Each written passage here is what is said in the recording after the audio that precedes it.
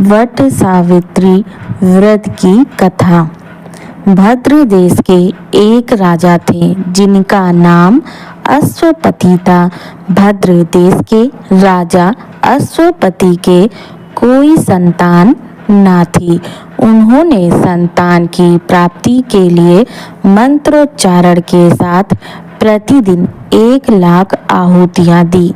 18 वर्षों तक यह क्रम जारी रहा। इसके बाद सावित्री देवी ने प्रकट होकर वर दिया कि राजन, तुम्हें एक तेजस्वी कन्या पैदा होगी। सावित्री देवी की कृपा से जन्म लेने के कारण कन्या का नाम सावित्री रखा गया।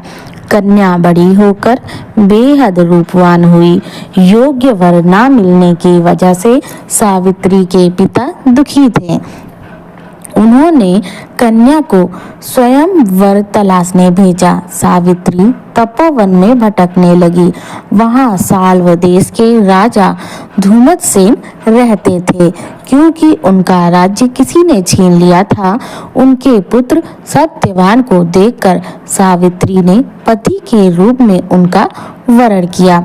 ऋषि राज नारद को जब यह बात पता चली तो वह राजा अश्वपति के पास पहुँचे और कहा कि हे राजन, यह क्या कर रहे हैं आप? सत्यवान गुणवान है, धर्मात्मा है और बलवान भी है, पर उसकी आयु बहुत छोटी है। वह अल्पायु है। 1 वर्ष के बाद उसकी मृत्यु हो जाएगी। ऋषि राज नारद की बात सुनकर राजा अश्वपति घोर चिंता में डूब गए। सावित्री ने उनसे कारण पूछा तो राजा ने कहा, पुत्री, तुमने जिस राजकुमार को अपने वर के रूप में चुना है वह अल्पायु है। तुम्हें किसी और को अपना जीवन साथी बनाना चाहिए। इस पर सावित्री ने कहा कि पिताजी, आर्य कन्याएं अपने पति को एक बार ही वरण करती हैं। राजा एक बार ही आज्ञा देता है और पंडित एक बार ही प्रतिज्ञा करता है और कन्यादान भी एक ही बार किया जाता है। सावित्री हठ करने लगी और बोली, मैं सत्यवान से ही विवाह करूंगी। राजा अश्वपति ने सावित्री का विवाह सत्यवान से कर दिया।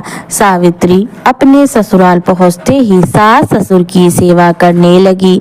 समय बीतता चला गया। नारद मुनि ने सावित्री को पहले ही सत्यवान की मृत्यु के दिन के बारे में बता दिया था। वह दिन जैसे जैसे करीब आने लगा, सावित्री अधीर होने लगी। उन्होंने 3 दिन पहले से ही उपवास शुरू कर दिया। नारद मुनि द्वारा कथित निश्चित तिथि पर पितरों का पूजन किया। हर दिन की तरह सत्यवान उस दिन भी लकड़ी काटने जंगल चले गए। साथ में सावित्री भी गई। जंगल में पहुंचकर सत्यवान लकड़ी काटने के लिए एक पेड़ पर चढ़ गए। तभी उसके सिर में तेज दर्द होने लगी। दर्द से व्याकुल सत्यवान पेड़ से नीचे उतर गए। सावित्री अपना भविष्य समझ गई। सत्यवान के सिर को गोद में रखकर सावित्री सत्यवान का सिर सहलाने लगी। तभी वहां यमराज आते दिखे। यमराज अपने साथ सत्यवान को ले जाने लगे। सावित्री भी उनके पीछे पीछे चल पड़ी।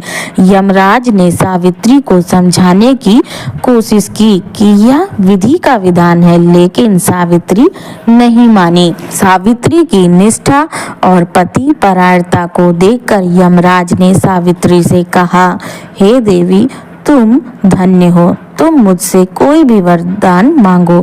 सावित्री ने कहा, मेरे सास ससुर वनवासी और अंधे हैं, उन्हें आप दिव्य ज्योति प्रदान करें। यमराज ने कहा, ऐसा ही होगा, जाओ अब लौट जाओ। लेकिन सावित्री अपने पति सत्यवान के पीछे पीछे चलती रही। यमराज ने कहा, देवी, तुम वापस जाओ। सावित्री ने कहा, भगवान, मुझे अपने पति देव के पीछे पीछे चलने में कोई परेशानी नहीं। पति के पीछे चलना मेरा कर्तव्य है। यह सुनकर उन्होंने फिर से उसे एक और वर मांगने के लिए कहा। इस पर सावित्री ने 100 संतानों और सौभाग्य का वरदान मांगा। यमराज ने इसका वरदान भी सावित्री को दे दिया। सावित्री ने यमराज से कहा कि सावित्री बोली, हमारे ससुर का राज्य छिन गया है, उसे पुनः वापस दिला दें। यमराज ने सावित्री को यह वरदान भी दे दिया और कहा, अब तुम लौट जाओ। लेकिन सावित्री पीछे पीछे चलती रही। यमराज ने सावित्री को तीसरा वरदान मांगने को कहा। इस पर सावित्री ने 100 संतानों और सौभाग्य का वरदान मांगा। यमराज ने इसका वरदान भी सावित्री को दे दिया। सावित्री ने यमराज से कहा कि प्रभु, मैं एक पतिव्रता पत्नी हूँ और आपने मुझे पुत्रवती होने का आशीर्वाद दिया है। यह सुनकर यमराज को सत्यवान के प्राण छोड़ने पड़े। यमराज अंतर्ध्यान हो गए और सावित्री उसी वट वृक्ष के पास आ गई जहां उसके पति का मृत शरीर पड़ा था। सत्यवान जीवंत हो गया और दोनों खुशी खुशी अपने राज्य की ओर चल पड़े। दोनों जब घर पहुंचे तो देखा कि माता पिता को दिव्य ज्योति प्राप्त हो गई। इस प्रकार सावित्री सत्यवान चिरकाल तक राज्य सुख भोगते रहे। अतः पतिव्रता सावित्री के अनुरूप ही प्रथम अपने सास ससुर का उचित पूजन करने के साथ ही अन्य विधियों को प्रारंभ करें। वट सावित्री व्रत करने और इस कथा को सुनने से उपवासक के वैवाहिक जीवन या जीवन साथी की आयु पर किसी प्रकार का कोई संकट आया हो तो भी वह टल जाता।